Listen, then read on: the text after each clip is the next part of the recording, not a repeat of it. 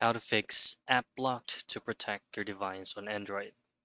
Now in this video, I'm going to show you how you can fix if your phone just pop out from nowhere that your app blocked to protect your device on Android.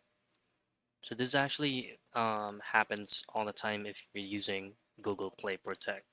So if you want to to turn it or have it off, just simply access your Google Play Store. Then once you're here, at the top right, access your profile picture. And if you scroll down, you should be able to see Play Protect. Tap on that. And then in here, tap on the gear icon at the top right so that you can manage your Play Protect settings. Now, this is actually the main reason why you're receiving those pop-ups that app was blocked to protect your device on Android. This is actually a good thing if you're using this option on your device because it will protect you from malware or any types of glitches or viruses on the apps that you're downloading.